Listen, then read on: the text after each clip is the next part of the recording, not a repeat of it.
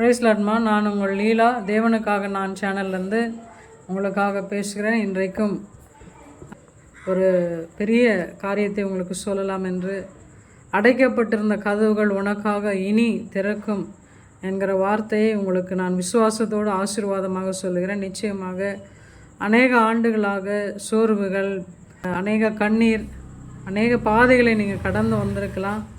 இருந்தாலும் தேவன் உங்களுக்கான ஒரு நற்செய்தி இன்றைக்கு நான் உங்களுக்கு சொல்லுகிறேன்.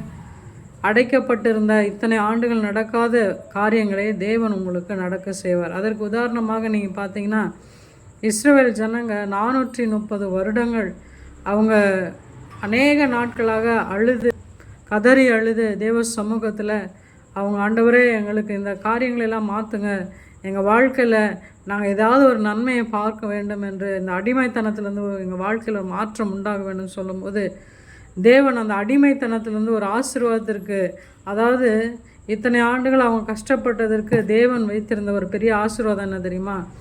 உலகத்திலே செழிப்பான ஒரு இடம். ஏனென்றால் வேதம் சொல்கிறது அது உலகத்தினுடைய மையப்பகுதி என்று சொல்லப்பட்டிருக்கிறது. அந்த இடத்துல பாலும் தேனும் ஓடுகிற ஒரு பெரிய ஆசீர்வாதமான இடத்திற்கு தேவன் தம்முடைய ஜனங்களை நடத்தி கொண்டிருந்தார் என்று நாம் பார்க்குறோம்.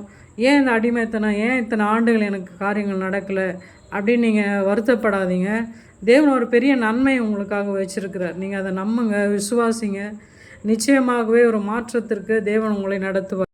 நீதிமொழிகள் வார்த்தை எழுதப்பட்டிருக்கு, நெடுங்காலமாய் காத்திருக்குதல் இருதயத்தை இழைத்து போக பண்ணும், ஆனால் விரும்பினது வரும்போதோ அது ஜீவ விருட்சம் போல இருக்கும் என்று சொல்லப்பட்டிருக்கு. நெடுங்காலமாய் நம்ம காத்திருந்து சில நேரங்கள், ஆண்டவரே என்ன ஆண்டவரே இவ்வளோ காலமாக நான் ஜெபம் பண்ணுறேன், இவ்வளோ நாட்களாக காத்திருக்கிறேன், நீங்கள் பொறுமையாக இருன்னு சொன்னீங்க, அதுக்காக நான் பொறுமையாக இருக்கிறேன், ஆனால் என் வாழ்க்கையில் எதுவுமே மாற்றம் வரலையே, ஒரு காரியமே என் வாழ்க்கையில் நடக்கலையே நீங்கள் நினைக்கலாம்.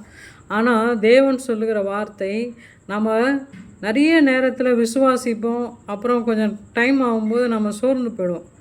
ஆனால் இந்த இஸ்ரேல் ஜனங்களுடைய வாழ்க்கையை நீங்கள் உதாரணமாக எடுத்து வைத்து கொள்ளுங்கள். அது மாத்திரமல்ல, நெடுங்காலமாய் இந்த வசனத்தை நீங்கள் சொல்லி ஜெபம் பண்ணுங்க. ஆண்டவரே, நெடுங்காலமாய் நான் காத்திருந்தாலும், என் இருதயம் இழைத்து போனாலும், நான் விரும்பினது எனக்கு கிடைக்கும் போது அது ஜீவ விருட்சம் போல் அது என் வாழ்க்கையை மாற்றும். ஒரு நொடியில், ஒரு இமைப்பொழுதில் அந்த இஸ்ரவேல் ஜனங்க எகிப்தியருடைய ராஜாக்களுடைய கையிலிருந்து அவர்கள் வெளியே வரும்போது ஆர்ப்பாட்டம் பண்ணி பாடல்களை பாடி வாத்தியங்களை வாசித்து எவ்வளோ ஒரு சந்தோஷம், மகிழ்ச்சி அவர்களுக்குள்ளே இருந்தது. அந்த மகிழ்ச்சியை தேவன் நிச்சயமாக உங்களுக்கு கொடுப்பார். உங்கள் வாழ்க்கை மாறும், நிச்சயமாகவே உங்கள் வாழ்க்கை மாறும். நீங்கள் எதிர்பார்த்துருக்கிற காரியங்கள் நடக்கும். அநேக நாட்களாக நீங்கள் எதெல்லாம் தேவ சமூகத்தில் வைத்து நீங்கள் செபிச்சிங்களோ, நிச்சயமாக தேவன் உங்கள் வாழ்க்கையில் அந்த மாற்றங்களை வர பண்ணுவார். இனி அடைக்கப்பட்டிருந்த வாசல் உங்களுக்காக கர்த்தர் திறக்க பண்ணுவார். ஆமேன். இன்னொரு வார்த்தை சொல்லுது, இதோ திறந்த வாசலை உனக்கு முன்பாக வைத்திருக்கிறேன், அதை ஒருவனும் பூட்ட மாட்டான். தேவன் ஒரு மனுஷனுக்கான ஆசீர்வாதத்தை வைக்கும் போது, ஆபிரகாம், ஈசாக்கு, யாக்கோபு, இப்படிப்பட்ட தேவ மனிதர்கள் எல்லாம் தேவன் இந்த பூமி தாங்க முடியாத அளவுக்கு ஆசீர்வதித்திருந்தார். ஏனென்றால் தேவன் அவர்களை ஆசீர்வதிக்க வேண்டும் என்று தீர்மானம் பண்ணியிருந்தார். அதனால் நீங்கள் கவலைப்படாதீங்க. உங்கள் கண்ணீரை கர்த்தர் துடைத்து காலங்களை கர்த்தர் மாற்றுவார். காலங்களையும் சமயங்களையும் மாற்றுகிறவர். நிச்சயமாக அதற்கான மகிமையான காரியங்களை உங்களுக்கு செய்து உங்களை உயர்த்துவார். நீங்கள் நிச்சயமாக சாட்சி சொல்லுவீங்க. தொடர்ந்து எங்களுடைய சேனலுக்கு நீங்கள் ஆதரவு கொடுங்க, சப்ஸ்கிரைப் பண்ணுங்கள். தொடர்ந்து இப்படிப்பட்ட நல்ல நல்ல வார்த்தைகளை, உங்கள் வாழ்க்கையை மாற்றக்கூடிய கர்த்தருடைய வார்த்தைகளை உங்களுக்காக நாங்கள் பேசுகிறோம். கர்த்தர் உங்களை ஆசீர்வதிப்பாராக. தொடர்ந்து உங்களுக்காக நான் செபிக்க விரும்புகிறேன். ஆண்டவரே ஸ்தோத்திரம். ஆண்டவரை நாங்கள் சொல்லி, ஆண்டவரே இந்த பிள்ளைகளுக்காக, ஆண்டவரே அப்பா ஸ்தோத்திரம், பாரத்தோடு இந்த வேளையில் செபிக்கிறோம். நெடுங்காலமாய் காத்திருக்குதல் இருதயத்தை இழைத்து போக பண்ணும், விரும்பினது வரும்போது அது ஜீவ விருட்சம் போல இருக்கும் என்று சொன்னீரே கர்த்தாவே. இந்த வேளையில் உங்கள் வாழ்க்கை ஜீவ விருட்சத்தை போல மாற்ற ஆண்டவரே என் தேவன் அவர்களுக்கான வாசல்களை நீ திறக்கிறேன், நன்றி செலுத்துகிறோம். ஆண்டவரே ஸ்தோத்திரம், இவர்களுக்காக வாசல்கள் திறக்கப்படுகிறது, நன்றி செலுத்துகிறோம்.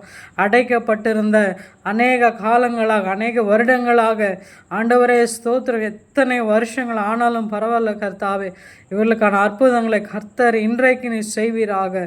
ஹalleluya. In the name of Jesus. அடைக்கப்பட்ட கதவுகள் திறப்பதாக இயேசுவின் நாமத்தினால.